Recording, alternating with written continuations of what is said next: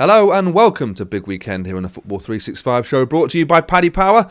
Another huge weekend, FA Cup this time round, whether you like it or not, it's happening. I'm Mark Smith, I'm here as ever with Sarah Winterburn, Editor-in-Chief of Football365.com. If you like the show, don't forget to like and subscribe and press the notification bell. This is Big Weekend, brought to you by Paddy Power. Right, Sarah, FA Cup weekend, but there are Premier League games still happening. Let's start with the Friday night game, Fulham versus Leeds.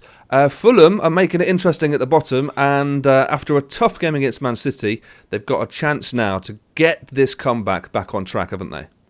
Yeah, you've got to say Fulham enter this game certainly as my favourites. I don't know how the bookies make it, but Fulham have the better record recently. Forget that Man City game; that's a bit of a giveaway, isn't it? You can throw that one away. They were never going to get something from that. But their record, their form at the moment, it's not relegation form. It's sort of upper mid-table form.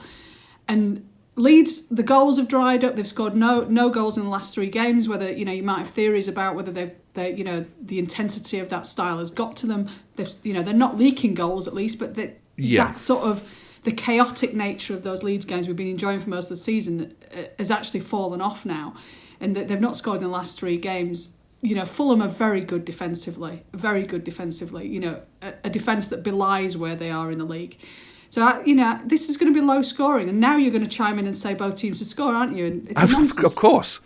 Of course I'm going to say that. Yeah, both teams to score. Of course I am. You're right to talk about Fulham in those terms, though, that they are not playing at all like they're in a relegation fight. They're playing proper football. They're not scoring lots of goals, but they've got lots of players who have got ability to beat a man or to create something out of nothing. And at the back, they look very solid. It feels like comparing them to Brighton or Newcastle at the moment is chalk and cheese, isn't it? I think you've probably been slightly unfair with Brighton, as has been covered many times before. It's got so dull. It's ridiculous that Brighton are probably a better team than where they deserve to be. But in terms of Newcastle, it's night and day between Newcastle and Fulham at the moment.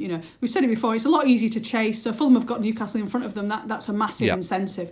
But they just look a better side and a better coach side and a more ambitious side.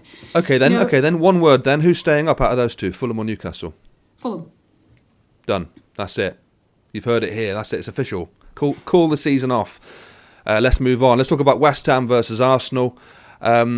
West Ham, very disappointing, not in terms of performance, but in terms of how they set up against Manchester United last weekend. And Arsenal, they were very, very good against Spurs. So you'd have thought there's only one winner here, but I have a feeling you're not going to agree with that.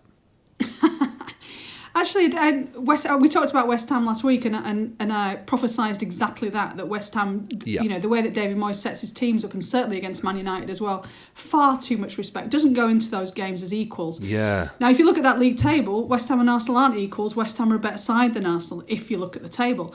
But then you watch what Arsenal did to Tottenham, and they were very, very good in that game. And generally, Arsenal have been good since the turn of the year. The odd blip, but it has been much better. This looks a very, very even game to me. There's, you talk about only one winner. I think this could go either way. A lot might depend on what happens with Arsenal in the Europa League. How many changes they make. Certainly, the Premier League is not going to be their priority this season as long as they remain in the Europa League. I think this could be interesting. I think it depends on whether Moyes approaches this as the underdog or not. I think that's a massive, if for him. Does he approach it as equals or even as a superior team? They've got Jesse Lingard back. That makes them a much better side anyway. I think they'll bother Arsenal. They'll certainly bother Arsenal. And we already know that Arsenal always have a ricket in them, whatever. So, this is the one I would say does scream goals to me. Yeah, so I'm going 0-0. No, I'm not really. Of course I'm not. I was being facetious at the top because actually I do think West Ham will win this. They're very, very strong at home. They do have Lingard back, and Lingard seems to have something against Arsenal. He always does well against Arsenal. You remember the moonwalking on the pitch at the Emirates a couple of seasons back. I'm going to go for Lingard anytime goal scorer as part of my accumulator. But that, for me, actually is probably, certainly in terms of the Premier League fixtures this weekend, that is the game of the weekend. But it's FA Cup weekend, Sarah. Of course it is. And we'll start with Bournemouth versus Southampton. This is one of those classics. Sorry? Must we?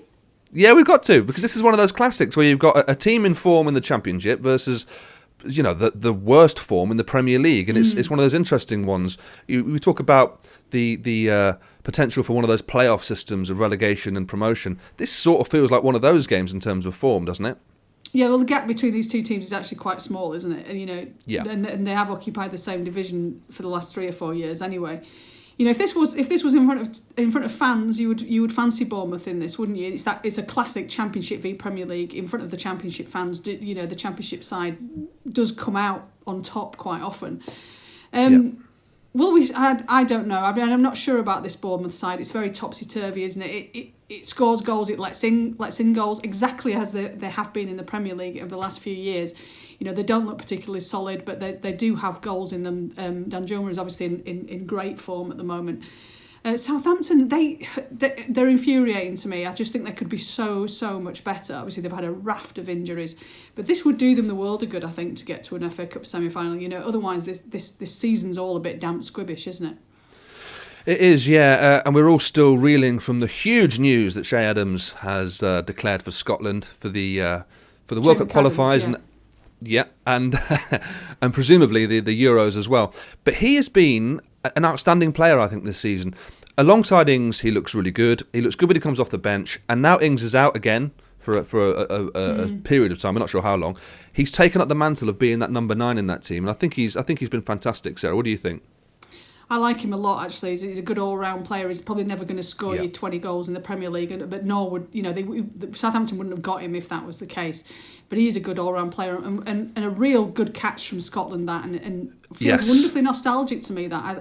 I love it when, it feels very 90s that Scotland would find a player, middling, mediocre English Premier League player. He's not mediocre. I just said he's brilliant. He's brilliant. Come on. He's a big upgrade on McBurney for your national team. Oh, he's a massive upgrade on McBurney. I'll give you that.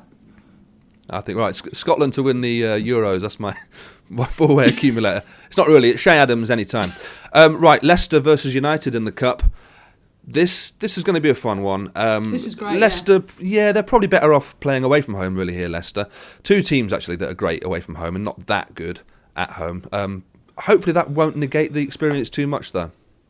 No, I mean this is a good game, isn't it? This is genuinely second v third. This, again, you would like, because of where it is. If it was at Old Trafford, you'd fancy Leicester. If it's at Leicester, you'd fancy Man United, which feels bizarre, but it's certainly true. And this is Man United do need to get something out of this season. I don't think finishing in the top 4 and not winning a trophy, or certainly not even getting past that semi-final stage, is acceptable, really. I think there has to be something a little bit more concrete. You finishing basically 2nd, 3rd and 4th or whatever in every competition. I don't, that's not really what Man United fans dream of. This is a perfect chance. Them going to Leicester, they will go to Leicester feeling like, they've won there before already this season. Leicester have got a whole raft of injuries, which they're coping with really well, but this is Man United, and they are a better side at the moment than Leicester, certainly with that current personnel. Yeah, you say that United have to win a trophy this year. I mean, do United fans dream of winning the Europa League? Is that big a deal? It's the whole Poch argument and Spurs argument, isn't it? Is it that important? I don't know. I think if you talk to fans, they do want, it's been a few years, hasn't it? And 2 or 3 years. Yeah. I know that doesn't sound a lot to me and you, but no. To Man United fans, it really does. And I think, winning one of those cups, I think, would make a big difference, because it's not so much for the cup itself, isn't it? But it's a sign that things are progressing. Yeah, it's all about absolutely. That thing of sort of moving towards something else, And if United just finish in the top 4 and just reach semi-finals as they have done last season, it's not too much of a step forward, is it? They might be more comfortable in that top 4, but no one screams about being more comfortable in the top 4 trophy, do they? No, well, Arsenal used to. I'm going to go as part of my Paddy Power 4-way accumulator, over 3.5 goals in that one. I see that being quite an open game. Final game we're going to talk about today, another FA Cup game, and another really good one, Everton versus Man City. This actually might be the dark horse for game of the weekend. It might be, if it wasn't for Everton's really, really awful home form. And I mean when I say but awful, it's the magic of the cup. It's the minnows. They're the minnows. Who knows? Yeah, you might say who knows. Obviously, City went there and won 3-1 the other week. It probably wasn't a 3-1. Everton actually played quite well in that game. They weren't overawed. They weren't overpowered. Everton are infuriating. I know I say this about a few teams, but they really are, because there's a kernel of a great side in there. But they just keep cocking it up against much poorer opposition. Yes. I suppose a good thing about this game is no one expects anything of them.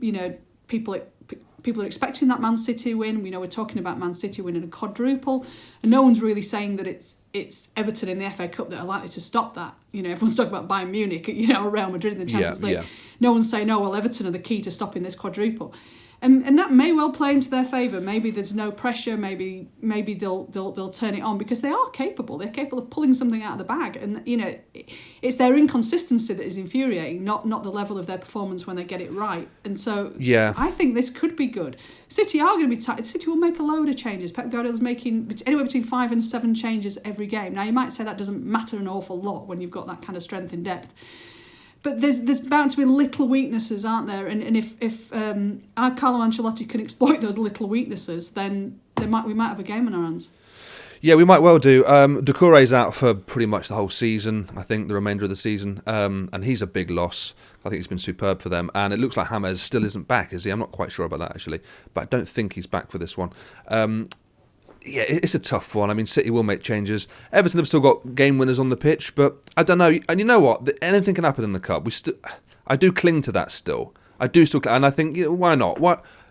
It's not part of my bet, but I'm going to go with Everton to win this one. Why not? Let's just do it. Who cares? Who cares? Right. Anyway, that's all we've got time for this week. Thank you for joining me, Sarah. Thank you guys at home for watching. If you want to get in touch with the show, you can email us. It's the editor at football365. What is it? Editor at football365.com. Yeah, editor at football365.com. Yeah, easy. Also, we're doing a Football 365 quiz this Sunday at 4:30, just before the Leicester United game. Come on, you can join us. I'll be reading out the questions. It'll be a bit of a laugh. If your wife or husband or partner allows you, have a few drinks as well at 4:30 on a Sunday and play along. Will you be playing, Sarah? You've got to say yes now. Yes.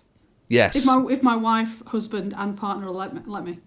Yeah, all of you. Yeah, all right. Well, good stuff. Right, cheers, guys. See you next time.